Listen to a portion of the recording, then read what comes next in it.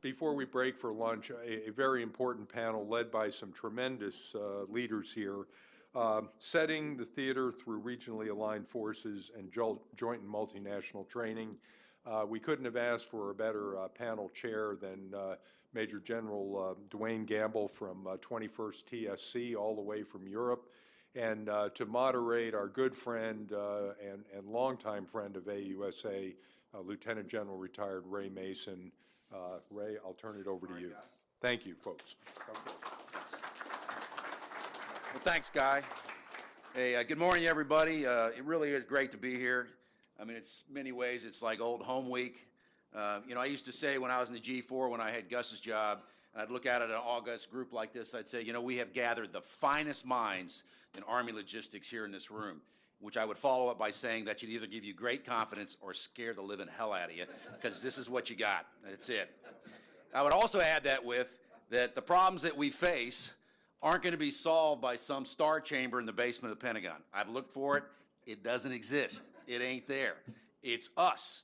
The problems are going to be solved by the folks inside this room, where these two lines intersect. So the problems we're trying to deal with and the challenges that we're facing have really got to be solved by human beings. There's no computer going to solve this stuff. That's why these events like this, to me, are so important.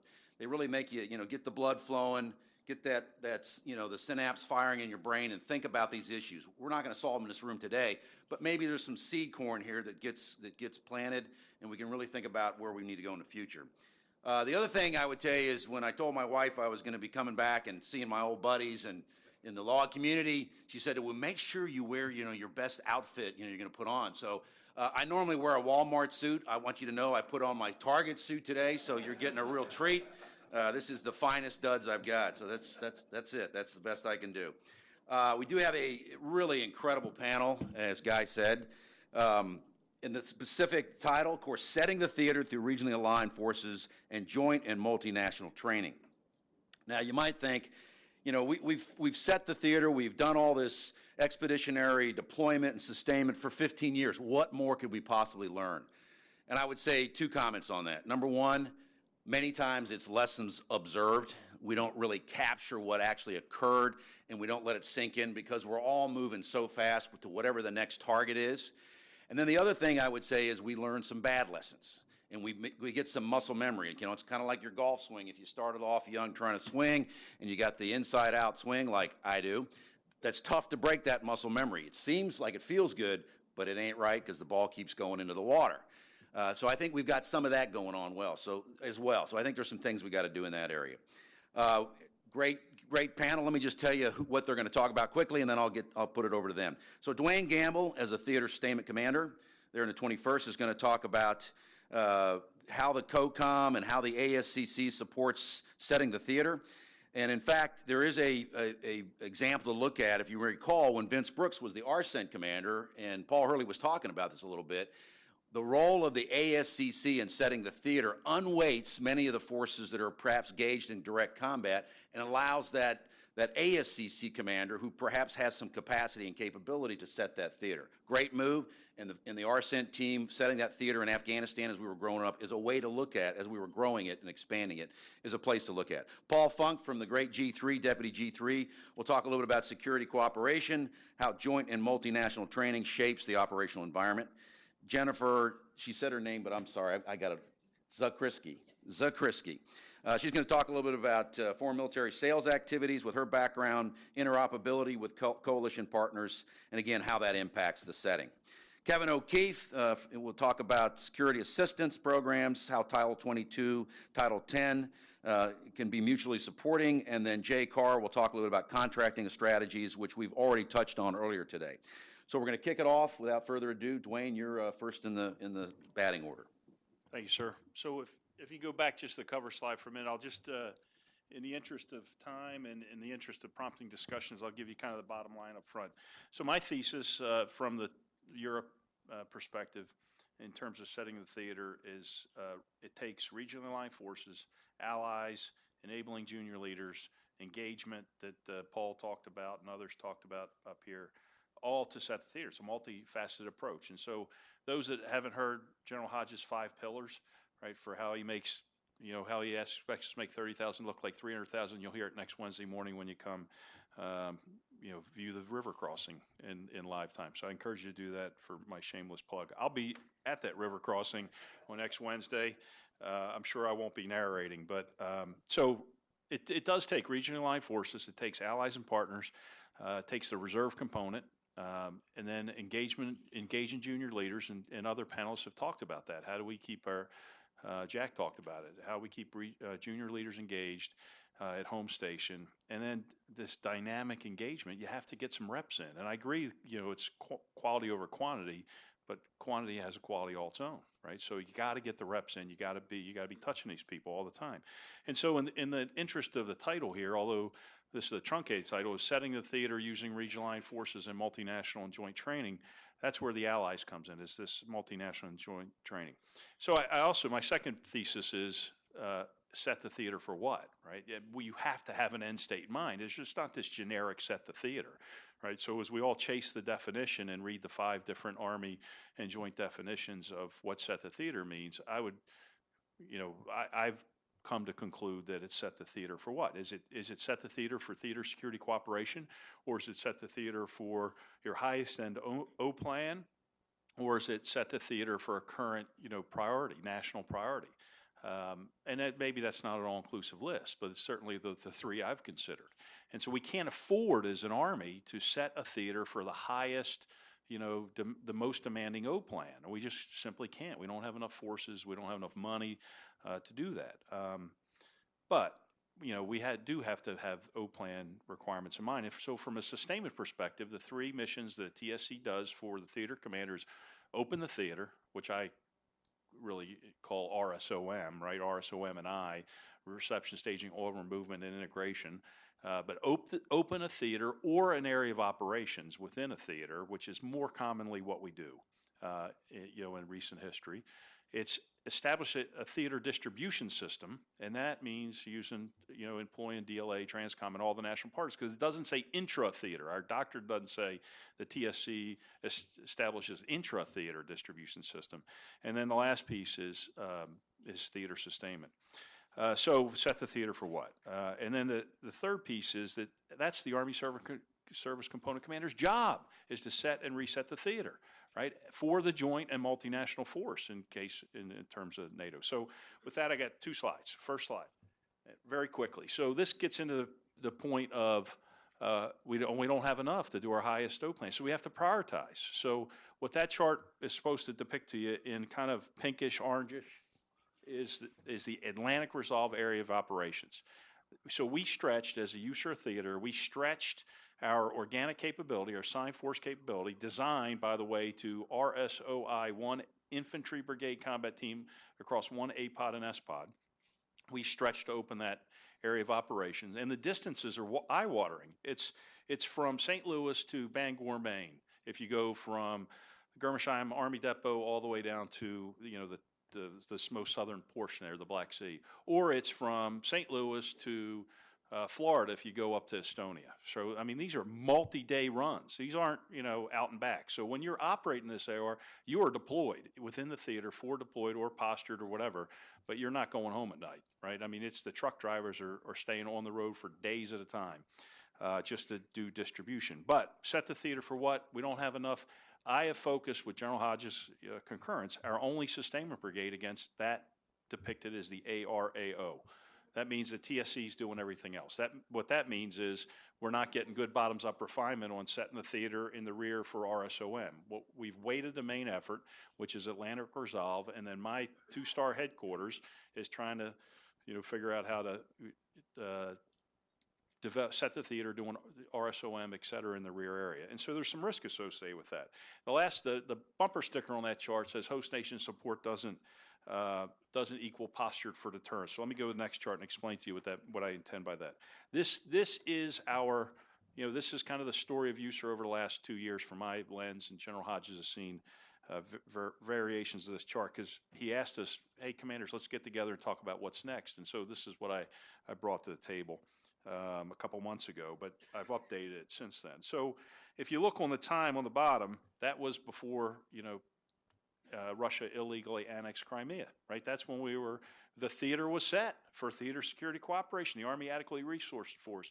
We were ready and resilient. We were building readiness. We probably would have got to Objective T if we were talking about Objective T, 2 years ago, right? We probably were adequately resourced. Then we stretched to open the Atlantic Resolve AOR. And so the dip in that kind of blue line is the fact that we were following through on force structure decisions made a couple years ago. So while we were opening an AO, we were cutting force structure, and we were cutting civilian structure as well. And we used regionally aligned forces to get up to the sustained assurance level. We were able to do that. We brought in an infantry brigade or armor brigade combat team, and now we're this Anaconda kind of yellow thing down in the middle is where we are today, and you'll see the river crossing next week. It's a fabulous exercise. 12,000 American soldiers from all components in Poland, and we've been RSOIing and M'ing them for the last 2 weeks to get them there. But after that, it really, how long can we stay in this kind of stretched position? We're not unbalanced, but we are a one-ball juggler, right? We are doing Atlantic Resolve, right? And nobody pays to see a one-ball juggler. I mean, that's just the way, the world works. I mean, we expect our Army Surface Component Commands to do more than one thing at a time, like CENTCOM, ARCENT's been doing, and Paul Hurley's living that dream. And so in order to set the theater for what? For me, it's sustained deterrence is where we got to get to. We have to have a credible deterrent capability in theater. We have to be able to RSOM corps and divisions into Europe if we're called upon to do it. And we don't need to build the force structure in Europe to do it, but we do have to have the framework to do that. And so we have this sustainment, regionally aligned force sustainment task org that is currently being chugged through with the Joint Staff as an RFF. We have to be able to enable the NATO Very High Readiness Task Force. Very high readiness joint task force. It came out of the Wales Summit. It was that NATO traded, we as a NATO country with NATO traded forward presence for speed of response. And so the very, very high readiness task force is part of that. They won't have the sustainment to do it. They're going to look at, as long as the SACEUR is both wearing an American hat and a NATO hat, he's going to look at his Army Service Component Command commander and say, Ben, can you help him out? And he's going to say, yes. And he's going to, Dwayne, help him out. And we're going to help him out, right? We don't have to build the structure to do it, but we got to have, we do have to have some capacity to enable, at least in the first days, the VJTF. We got to be open. We got to get back from this stretched posture we're in and reset, get kind of in a fighting stance, and get ready to open another area of operation. We owe that. That's what the Army expects us to be able to do. That's what the joint community expects us to do. If Europe or NATO were to open another area of operations, wherever that be, north, south, west, other than the east, they'd turn to the Army Service Component Command and say, do it, and do it at the speed of war. And we would not be able to do it today with the forces we have. I believe that sustainment RFF will give us the capability to continue to set the theater and to be able to stretch again to open another theater, and then be set for the theater O plan. Again, my premise, my assertion isn't that we need to fully resource that O plan, that O plan requirements. That's why I have a tip fit.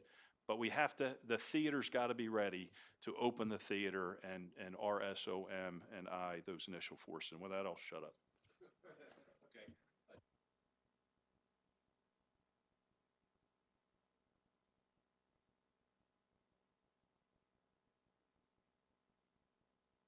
Second, he's out at DAG3. He's the deputy there. He doesn't have to live in the basement with some of the other guys in the House of Pain. I think you have a window, don't you? I do, indeed. To you. Thanks, sir. Hey, first of all, my name is Paul Funk, and I am an American soldier, and it's great to see all of you today. Thanks for having me out here. I'm a little intimidated having this panel of logisticians here eyeballing back at me because I've been a consumer of the logisticians world for many years. And I got to say that in this group, I want to say thanks. You guys actually put us in places where we can absolutely make a difference. And it is our logisticians that have been the secret to our Army for the last many, many years in order to do the things that Dwayne's talking about, which is open a theater. And I could not agree more. I'm probably the most recent guy that tried to reopen a theater, which I did in Iraq as the 1st Infantry Division commander this last time, with Daryl and Andre out there helping. and really making it happen. And I will tell you, it is incredibly hard, and it's really hard when your partner doesn't actually want you to do it. It is immensely hard when they decide that they're going to charge you at customs for the things you need to bring in and take over the country and actually get to the business of making war on people. It's incredibly difficult when everything they use is an obstacle because of their political agenda. What is immensely helpful, however, is having established relationships. I'm a repeat offender 4 times there. So I knew the folks in Iraq. I knew the DCOS ops. I'd served with him personally, and I actually had the opportunity to train with him, break bread with him, and in fact, actually pray over some fallen soldiers together. So we had that kind of a relationship. So his name is Abdul Amir Alami. He's probably the best officer they have in their army, and an incredible guy. But it is about developing relationships and sustaining them throughout the years. So you see that's actually in the command post there in Iraq with the LNO from the BOC, the Baghdad Operations Command, who I had served with previously as well. And he and I could make some things happen because of the personal relationships we had. More importantly, the regionally armed force that Dwayne talked about gives us, these are the guys in Africa, but it actually gave us the opportunity, and somebody's going to talk about Title 22, and everything we've done, the CTE force that's there that we continued to train, why we pulled out of Iraq was incredibly important to us. They made the difference. They probably stopped the fight there, pushed ISIS back into a defensive posture. And so that's very important. Advise and assist is what we were told to do. I'm not sure what that means. I'm still working for the doctrine on that one, but advise and assist really became, how can we get these guys back in the footing, get them moving forward, get them into a training base, get them into a posture that actually makes some sense. I think you all know that there is a plan to go to some advise and assist organizations, whether they be brigades or divisions or whatever we're going to call them, to help us do this kind of business as a routine. You're never going to we're not going to war by ourselves. My question is about training and about joint and multinational training. I can't tell you how invaluable it is. I had a DCG from a British DCG in the 1st Infantry Division. He was critical because he helped me build the coalition up there in North, and actually helped General Terry down at 3rd Army. It was Chris Geeka that actually helped put that thing together and grow that coalition so we could get to some of the things we just talked about. And I'll be willing to talk about anything else up here. A couple of my guys are back there. They recognize the campaign plan because, in my opinion, this all starts from our home stations, which are our power projection platforms, and we have to organize around some sort of construct which allows us to apply these kinds of techniques. You've got to start from there. You can't grow the theater if, in fact, you don't know what that really means and what tasks are going to have to be accomplished. And you got to train your systems every day to do that. We do not, our current ABCS systems need to interoperate better. That's to be pretty blunt. They all work great together. The problem is when I give them to the Marines, I have to put a team there. When I want to use them down with the French, I can't do that because they're classified. When I want to use them with the Italians, and that's the coalition, 26 nations over there right now, trying to fight ISIS. We got to learn how to interoperate, and we got to do it routinely. You got to start that at home. And with that, I'll give you back 2.5 seconds.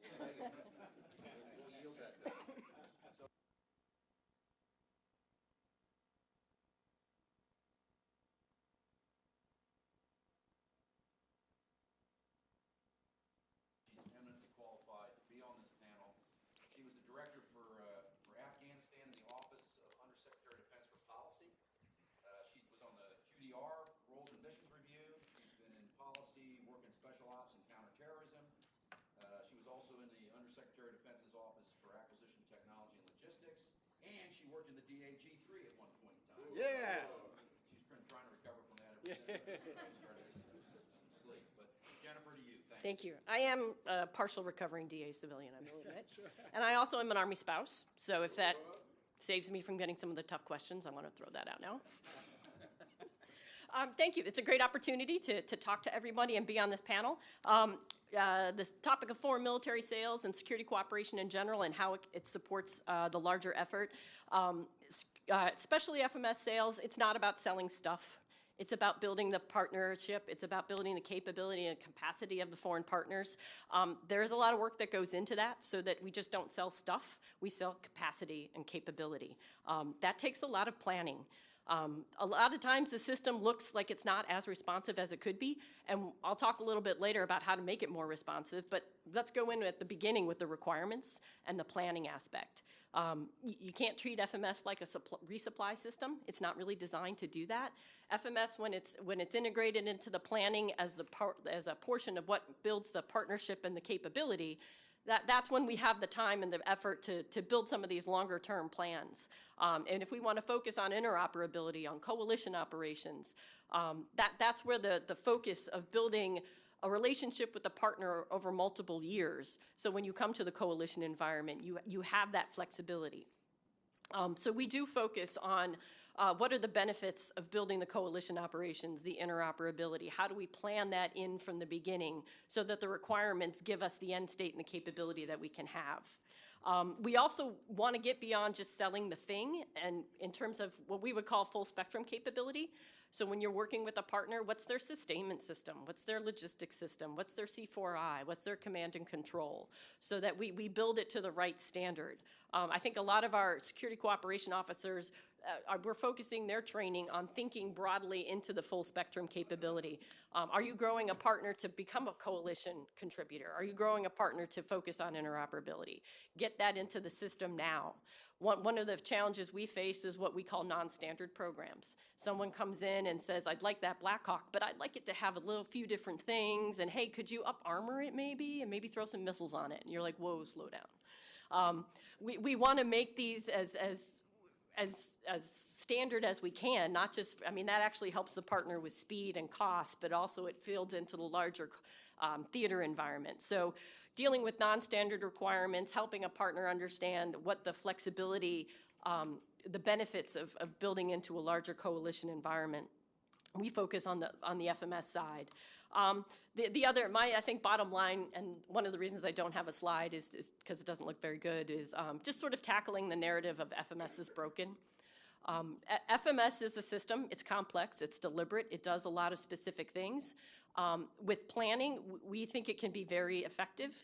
It's a busy system. Last year, in all security cooperation programs, we did $47 billion in sales. That is a very busy system. There were almost 1,800 new cases. So the system works from that perspective. It moves things. But that doesn't mean we're going to sit back and say, it's great, hope you like it. Now, the work that we're doing, focusing through my boss, Vice Admiral Rixey, the director, first looking internal, we own a lot of processes. You can't sit back and say they're working just fine. So a lot of effort to say, okay, how can we streamline? How can we maximize transparency? How can we build in flexibility within the systems that we have? But then looking to our interagency partners. A lot of our authorities are State Department authorities, but they're also DoD authorities. So it takes a very strong interagency to come together and work together, be it the technology release folks, making sure we're in sync with the congressional notification staff. There's people all over who have a piece of this big puzzle, and we do spend a lot of time trying to synergize that, because when we do and we know what big programs are coming through, we can make things happen faster. So our interagency partnerships are big. And then there is a lot of interest on Capitol Hill right now, across the board in DoD, if just from reading the newspapers. But we'd like to work and see what options are available for congressional legislation and what is possible across the security cooperation community when it comes to the different authorities. You have foreign military sales, but there's a number of smaller security cooperation programs. Afghan Security Forces Fund, ASIF, huge. Iraq Train and Equip Fund. All of those funds tend to be DoD authorities using the FMS system, but they're all unique. They're all different. They all come with slightly different requirements. So just working to streamline that so it doesn't have to be as confusing, especially to folks out in the field of, oh God, what authority do I have to use this time? If we can help streamline that, that would be a great goal for us to make that more effective. So bottom line up front, we want to keep FMS as a capability that provides partnership, that provides capability, capacity, that's responsive. We'll look to everyone to work for planning so that we can make it not slow down as much as it needs to, but the feedback from you all on what needs to improve would be very grateful. So I hope to take a lot of notes here and learn from everyone what needs to get fixed, what isn't moving fast enough, what can we do to do that, because the responsiveness is a reflection to you and what you need out in the field. Thank you. Thanks, Jennifer, and thanks for being an Army spouse and really guys that do all the work behind the scenes. So thanks for that. Our next speaker is Kevin O'Keefe. He's the Director of Office of Security Assistance, Bureau of Political Military Affairs at our great partners at the Department of State. Member of the Senior Executive Service, oversees a $6 billion account in security assistance annually. Also oversees a thing called the Global Security Contingency Fund. You probably want to know about that, spending other people's money. You might want to ask him some questions about that. Also works with the Office of Homeland Security, and he was also a 26-year Marine Corps officer, Semper Fi, and served all over the world, deployed all the places that all the folks have done in harm's way. And most interesting, I think, is he coached the rugby team at the Naval Academy. And for those of you who played rugby, you know how great rugby is. What's even better about that is the after the rugby game is the parties. And thank God when we were playing, they didn't have cameras with didn't have phones with cameras in them, or we wouldn't probably all be standing here. But anyway, to you, Kevin. Thanks for the introduction. You give me so much material to work with there. Well, you may think, I really relish being the token State Department interagency guy. I'm frequently that. But since you know, truth in advertising, you know my background, you may think actually as a Marine I should be even more intimidated in this audience as I told somebody, boy, there's way too many Army guys here. But again, truth in advertising, I have a youngster that I just promoted to Captain of Armor. He just completed the career course and is headed to, I think it's 112 Cav, 3rd Brigade, 1st Cav, Cavalry Division. So for whatever that's worth, but as I like to tell people, you know, I've been doing this for a while, but I try to talk out of both sides of my mouth. I think you know, one of my fundamental jobs, besides the $6 billion and whatnot in your taxpayer funds, is that I think we try to translate. And certainly there are different cultures out there. So why am I here? You know, setting the theater and whatnot. Well, I think as you see my one slide, I guess there's probably no greater testament to how far interagency collaboration and cooperation have come than to have a State Department guy sitting here using PowerPoint. So you can, again, that can be whatever measure of effectiveness you want to apply to that. But what I thought I'd do in the next couple of minutes, wow, I'm already out of time. I guess they didn't reset the clock. That's right, State Department, you're done. But to kind of take it up, I mean, setting a theater, obviously kind of provide, in a very short time here, a broader policy context. As mentioned, you know, I have direct oversight for the Secretary of State of about $6 billion. Also on the lead for what, in aggregate, between Department of Defense and Department of State, about $20 billion in U.S. military grant assistance. All sorts of things out there. I'm constantly, in fact, we're in a very interesting interagency, interdepartmental NSC conversation as we speak about roles and missions and security sector assistance. You know, who does what to whom, this dynamic between, well, it's an operational requirement, but it's a foreign policy. You know, for those of us, I think most of us in this room are old enough, the old Saturday Night Live one, John Belushi, Dan Aykroyd, it's a floor polish and a dessert topping. I mean, I think it's both, and I think we need to keep that. Lots of conversation. The President put out a presidential policy directive back in April 2013 that kind of reaffirmed how our system works. That in fact, regardless of how you want to characterize military grant assistance, I would subscribe, and I'm certainly relish taking some questions, that ultimately, whether it's initially an operational or here and now, that ultimately it does in fact have a policy impact. Maybe immediately, maybe not for 4, 5, 6, 7, 10 years.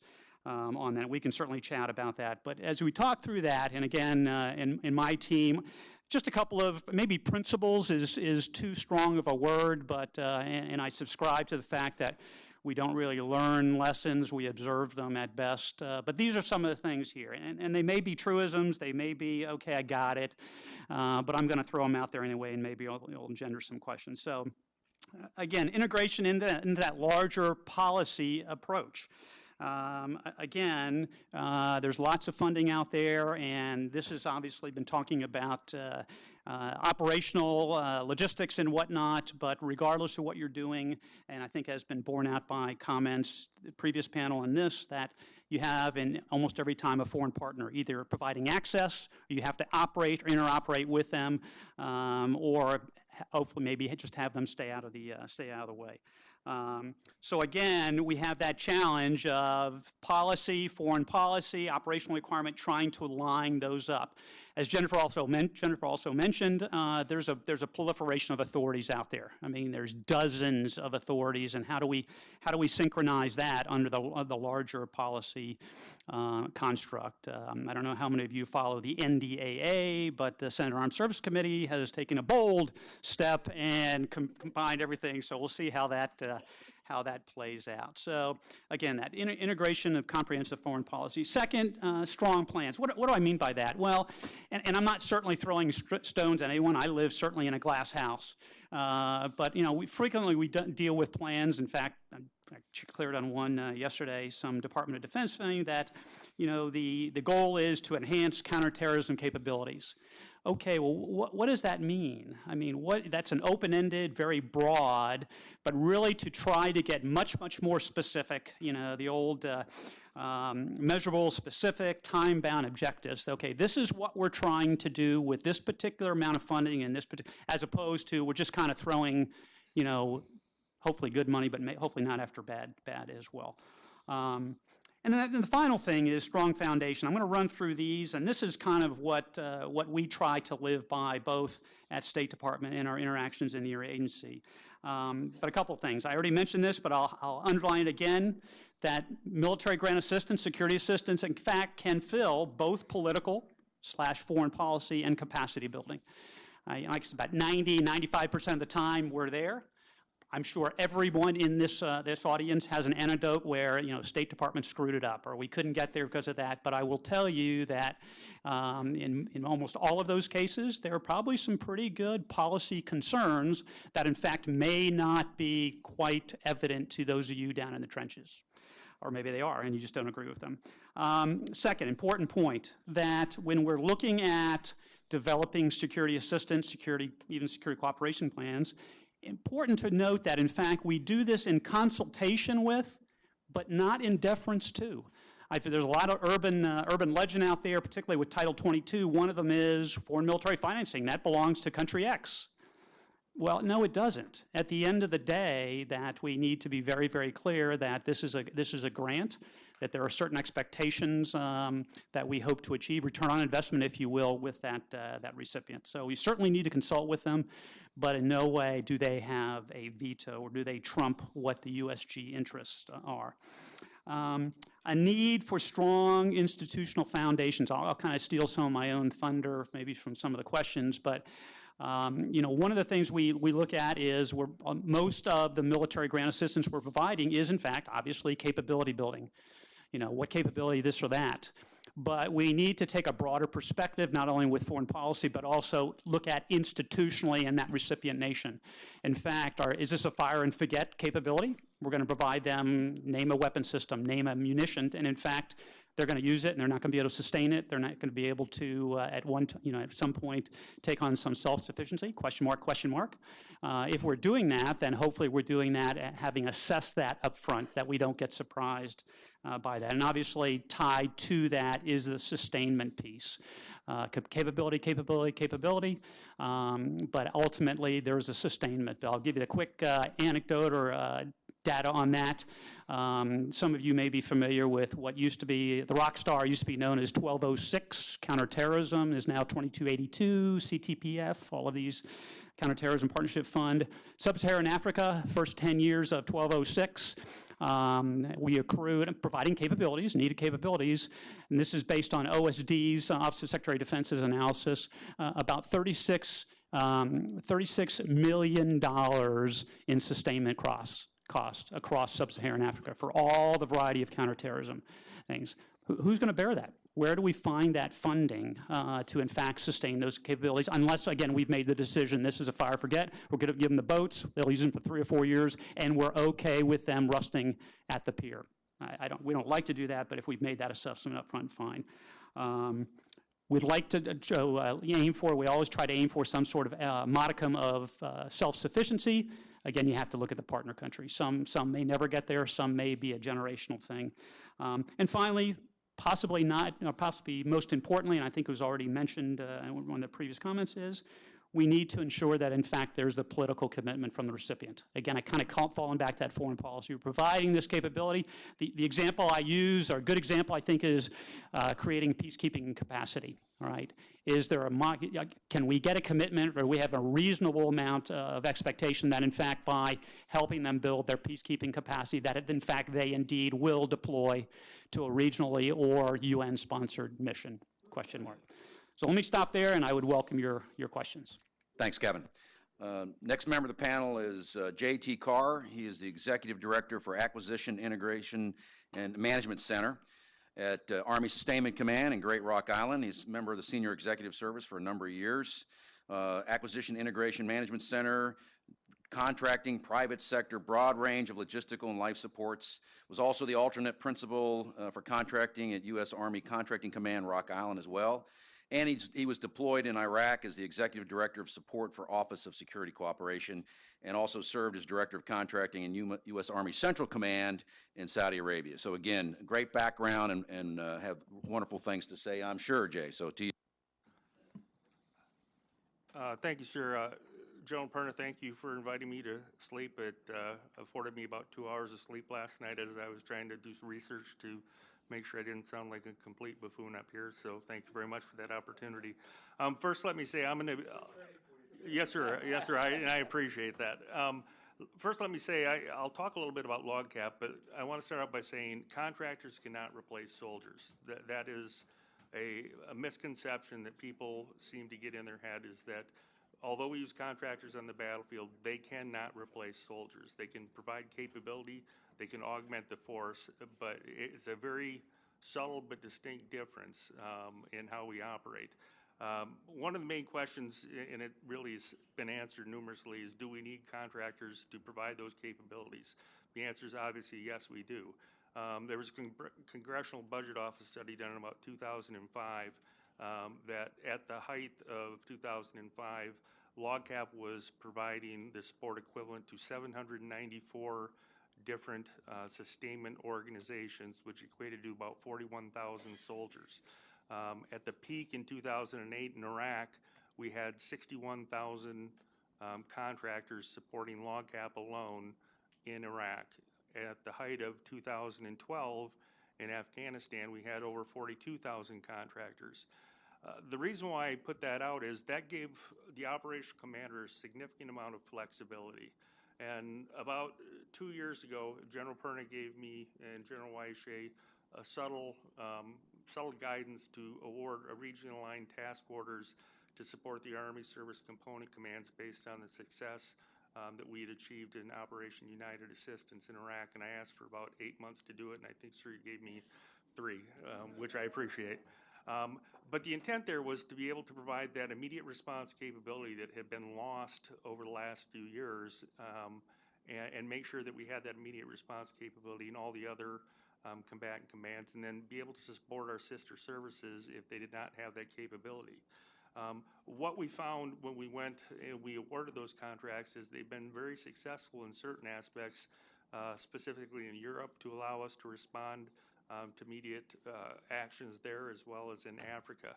What we have found is, though, that if we go back to, say, 10, 15 years ago, when that word of Compo 9 was out there, that we had the logistics, civil augmentation was Component 9, and that we had plans, we had contractors that were embedded with the component commands. They were updating op plans. I had 27 plans on a shelf that were looked at every year. We worked with the commands, and we lost that.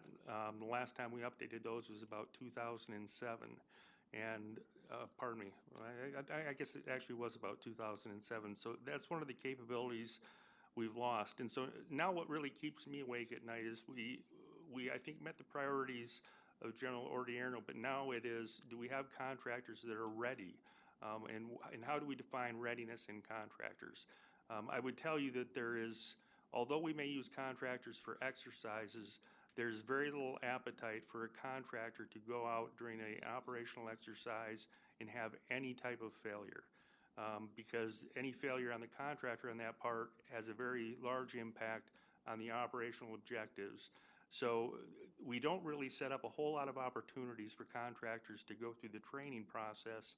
And as we had the flexibility in Iraq and Afghanistan, now we're down to about 10,000 contractors total throughout the program, operating in more locations in the world than we were previously.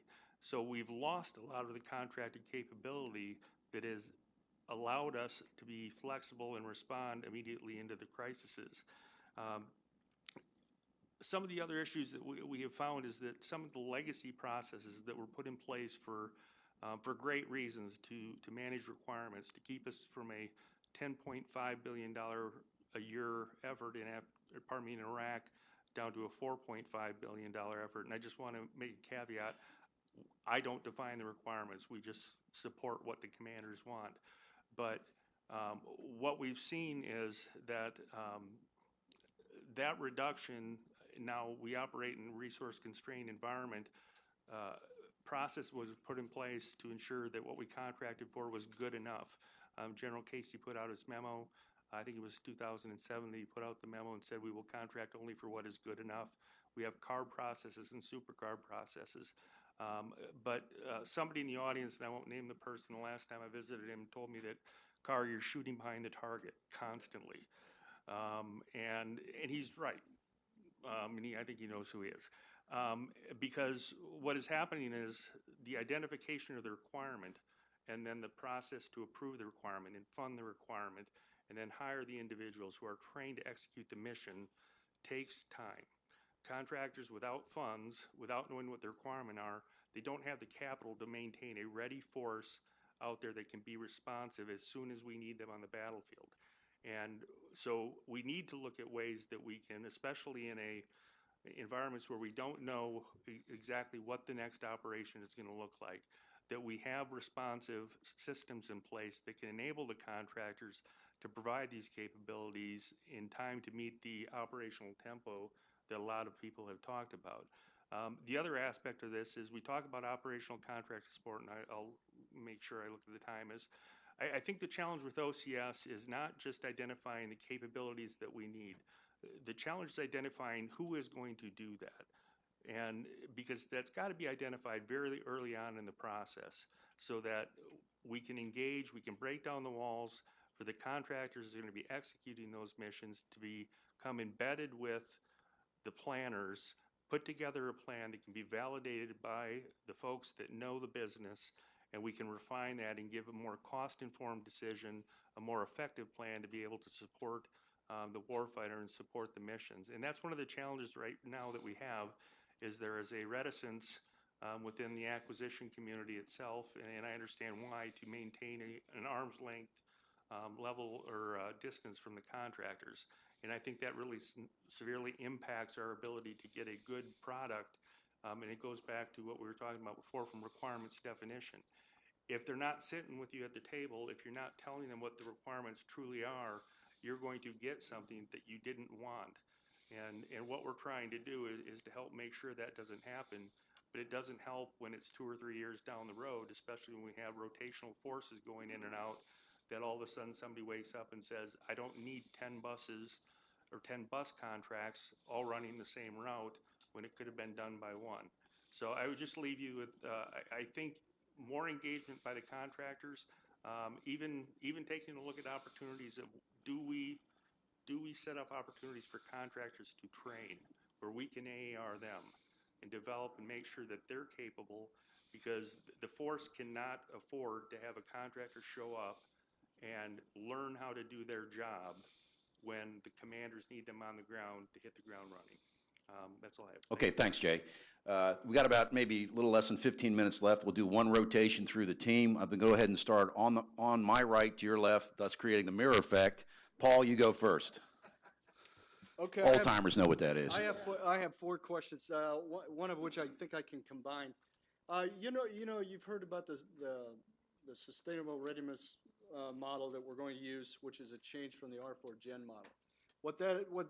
In effect, what that's going to do is bring the readiness of the Army units across up to a set level. There will be, and part of the other question was, how can training, equipment, resources, and structure support the Army Reserve formations for not being properly prioritized? Well, it's going to be a whole Army fight, and this is a whole Army process. So what you'll see is, as you go into your ready years and you build readiness to be able to deploy, what we have to do is employ you so that you get that ability to operate, so that you can then sustain your equipment and everything else. So we have to do that. How do we do that? We do that through a process down at Forces Command where they alert which units are going to go. I forget what they call it. The ASRC is what they call it, and where they come together twice a year, and they pick which units are next to go where over a course of 24 to 36 months. And what that's going to allow us to do is build readiness across time to ready to go conduct missions. It's not a great process. We're doing several pilots right now across the Army to see how it's going. For example, how much does it really cost us to train? We do not know the answer to that question. We don't.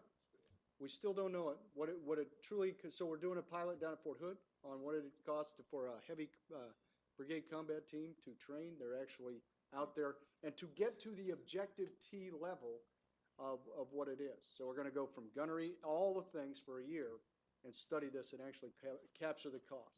I'm afraid of what we're going to find. It's probably more expensive, and our logisticians have saved us a ton of money along the way, but it is in fact going to be interesting. So that's not a great answer to the SRM question or the priority question, other than to know that everybody's going to be at a certain level of readiness, and then those units that are getting ready to deploy will get into the process earlier. Okay. Okay, Jennifer, do you try to keep the answers succinct? Succinct answer. Okay, the question, how can the U.S. compete with other nations who sell military equipment and who rely on some level of corruption to do so? First, how does the U.S. compete? Well, what we bring to the table is the relationship.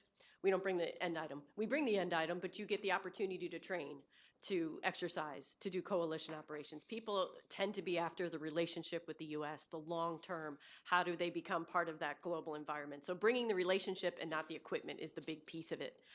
Second, the quality of our equipment is bar none. I mean, that is what drives the majority of people's interest in the U.S. equipment. It is fantastic. That does drive up price. So we're in the problem of global competition. People want the relationship, people want the equipment, but they're facing budget crisis. So our job in more of the internal processes is how do we control costs? How do we find ways to meet their expectations? Creative ways to stretch out payment schedules, contracting options that have a little bit more flexibility. That's all the internal side, but we have to strive to keep it economically competitive so they can seek that benefit of the quality and also the relationship. And on the corruption side, it's very interesting. There are a lot of countries who choose the FMS system because of its transparency and its auditability. There are countries who want to be able to say, you can audit my entire purchase from the United States and show that nothing went wrong. And if you're not sure you can trust your subordinates, the best way to keep them honest is to use a foreign military sale, and it all goes on record. So there's actually quite a great benefit for a lot of countries that the FMS brings in terms of the scrutiny and the ability to have it be auditable at the end. So between relationship, quality, we want to keep that price competitive, and then the integrity that comes with it. And then finally, it's the folks in the field who represent that capability. That's where the foreign partner sees it, is training, is being out with the other foreign partner military. So as the units are out there, they're the ones really selling it. They're the ones that's showing what it can do, and you want to be part of that exercise, that combined operation. And so I can't thank the units that go out there and really show why the relationship is worth it. Thank you. Dwayne, I'm going to jump over you and go to Kevin. I've hosted you before, so you know how it's like. Okay, question here is, given the velocity of instability around the world, where do you see the gaps and seams between the State Department's Title 22 mission, Department of Defense's mission, security assistance versus security cooperation? I'm not sure I would actually even subscribe to the premise of the question. I don't think there's a gap between the mission or whatnot. It's how we come at it. I think I addressed much of that in my remarks. It's largely, I think, for this group, kind of the foreign policy perspective versus, I guess versus is the term, the operational perspective, and how you, depending on where you're at in the food chain, how you reconcile those as well. I think really the challenges we're facing are more of, as I mentioned, the fragmentation or proliferation of authorities and funding sources. I already mentioned the Senate Armed Services Committee attempt to kind of kludge a lot of those together. But I guess the other concerns, again, I mentioned sustainment of providing capabilities, the institutional piece of our partners, absorptive capacity. We sometimes are providing some major systems. Rotary wing, fixed wing comes to mind with sub-Saharan countries. What are our expectations there?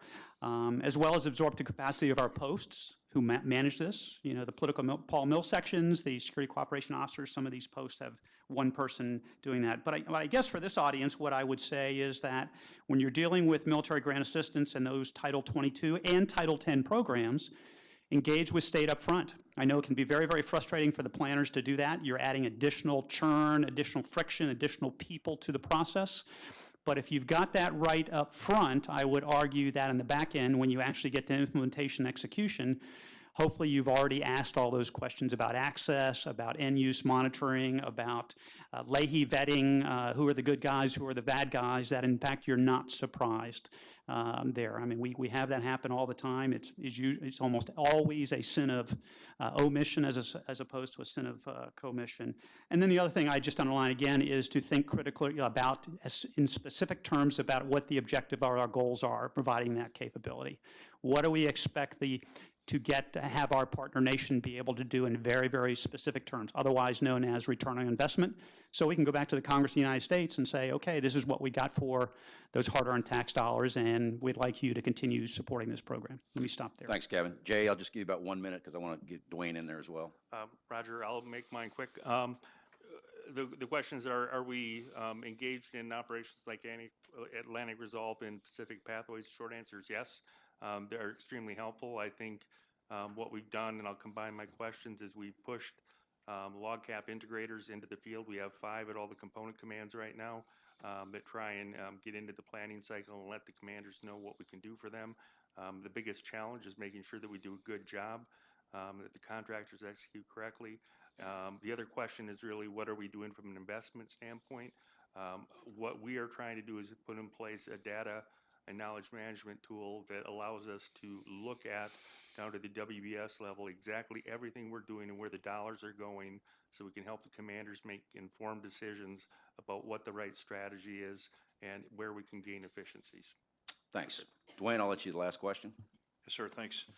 So I have 3 questions. I'm just going to combine it into one. One has to do with NATO standards and what's the impact of that, who's better, the small countries or large countries. One, it has to do with multinational engagements, what our lessons learned. The last was the ABCT kind of lessons learned. And so it's really about lessons learned between NATO, between engagements in general with our allies and partners, and then the ABCT. So NATO, we have these things called STANAGs, right? Andy Kite, Commodore Kite here from UK MOD, knows how to spell STANAG. Nobody else in this room knows how to spell STANAG unless you're a NATO ally, except for the U.S., because we are, in my humble opinion, it's all relative. We are the worst when it comes to NATO standards and process. So it's not big country, small country. It's usually all countries and then the U.S. And so General Hodges is telling us that we're in the fabric of NATO. We're not somehow sitting on the outside looking in. But we do have to change our behavior, because we are not really, really good from a procedural part of interoperability. The technology, there's 3 components recognized in NATO when it comes to interoperability. It's the human dimension, it's the technical dimension, it's procedural. Technical comes from a lot from FMS. And technical, in terms of getting people to behave differently, technical can be, look at your iPhone. Technology can change behavior. But really, it's the human dimension and procedural dimension, I think, that we have to work on within the U.S. And then for engagements, I think we are better, engaging our our forces are more comfortable with that after 15 years of war. But I do think that the golden ring that we're chasing is really interoperability, and I talked about those three things. And the last piece, big lesson learned on the ABCT and working with allies and partners as well, is freedom of movement. I just try to describe to you the length of these lines of communication that we operate across, so they're long, but I also tell you they're austere in so much as, I'm telling you, that the East-West German border used to be this big. Our border against Russia now, is East-West border is this big. It's exponentially bigger, and everything east of that border is austere in terms of infrastructure. It's austere in terms of classification of bridges and roadways. It's austere in a different way than you think of austere when you hear the word austere. So we're having to do route reconnaissance, that kind of stuff along those routes. We just don't have the data. So they're long locks, they're austere locks, and they're contested. And they're not contested because of enemy or A2AD, although make no bones about it, right? If the lights go off today, I'd warn you the next thing, check your hard drives, right? Because there are capabilities that maybe we don't, fully appreciate. But they're contested locks because of sovereignty. It's the sovereignty of peace that, it makes these locks contested. The dip clearances that General Hurley talked about. And some of these lessons learned, we're doing something about. The Polish government announced recently they're going to go from a 30-day dip clearance timeline for military movements to a 5-day dip clearance timeline. And we're using that to good effect right now as we move 12,000 American soldiers into Poland for this Polish exercise called Anaconda that you all see in living color next week here at AUSA on Wednesday morning at 8:30. Thanks, Dwayne. Let me just kind of wrap this up and maybe put a couple of fine points on it. Dwayne started off by asking the question, set the theater for what? That's exactly the right approach. Sometimes it's really important to ask the question. We frequently go right into trying to solve the problem. We don't have a clue what we're solving. We're just doing stuff, activity. I remember DA frequently, and I suspect Paul still deals with this. Readiness for what? You can't spend a bunch of money if you don't know what your readiness for what. Process is important. Writing an op plan, just the physical activity of writing an op plan as opposed to building PowerPoint charts, has value in it. Now, you eventually got to get to a product. You got to get to content, and I've certainly discovered that in the business world. They're not too interested in process. They're all about this thing called EBITDA, which I had no idea what it was. I thought it was some guy that worked down the hall from him, and I kept looking for him. But for those of you in business, you know what EBITDA is. And then Paul Funk talked about relationships. It is all about relationships. I would say a little bit finer thing on the previous panel, you don't have to own it to control it. The control problem really gets our joint and coalition partners freaked out. It's leverage. You don't have to own it to leverage it and being able to use that capability. When they get into control, it's tough. And it ain't about OpCon and TACON and AdCon. It's about HandCom. It's about support to supporting relationships. It's about that thing. I know it's hard. It's a hard concept, and certainly down at the platoon level, I don't know what support to supporting. They want to have AdCon, TAC. I got that. But at the strategic level that you all operate at, supporting to supported relationships is a pretty good solution to a lot of these things. All the component commanders know in this particular phase, the air component commander is the supported commander. Don't ask any more questions. Push the resources there. Jennifer talked about FMS is not a resupply system. It is a difficult system. I've worked in it. Many of you have. You got to understand it. It can do incredible things. We used to have this monthly meeting at the Vice would chair. I can't even remember the name of it. Mitch Stevenson started it. EDRB. It was like a root canal, painful but necessary. But it is a complex system. You got to understand it. Kevin talked about, hey, pick on those guys from the State Department. You know how big the State Department is? How many Foreign Service officers are there? 13,000. That's it. They're not even a division size. We're a 1 million-person army, and we give these guys crap because they're not showing up with the right stuff sometimes. Remember how big they are in their budget. You got to understand the partners that are on the battlefield. They still do incredible things with a small amount of people. And then Jay talked about General Dempsey's memo called Good Enough. Some of y'all remember that. How much is good enough? I've got a real pain in my heart about, how much good life support do you need? I'll just give you this one example. Many of you all see this. When we sell 52-inch widescreen TVs in a combat zone, Does that make sense? We could do it, we could get it in, but you know what? Somebody risked their life to get that TV into the theater, and guess what? That TV is going back to Fort Bragg, and somebody's going to risk their life to get it back. I'm not saying that TVs are a bad idea. I'm not even saying that lobster 3 times a day is a bad idea, but you got to understand the cost. When you buy into that, and you got to have a system to describe to the commander what is he or she buying into. It just kind of happens otherwise. And so I think that's I would just say, when you set the theater up front early on, you got to ask that question, how much is good enough, and what does the commander want for quality of life? So a great panel. Thanks a lot, and please join me in a round of applause.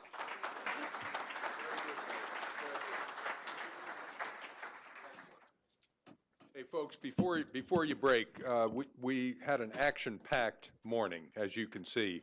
The afternoon is one panel, and then General Abrams will be coming in. And as General Perna mentioned earlier, let's all try to be back. We'll still have you out of here by about 3:15, so you can go back to the office or go home. But yeah, thanks, Dick. But I think you all want to hear what General Abrams has to say. Actually, I talked to him about a month ago in London. He is very excited about speaking to this group. So we'll see you at 1300.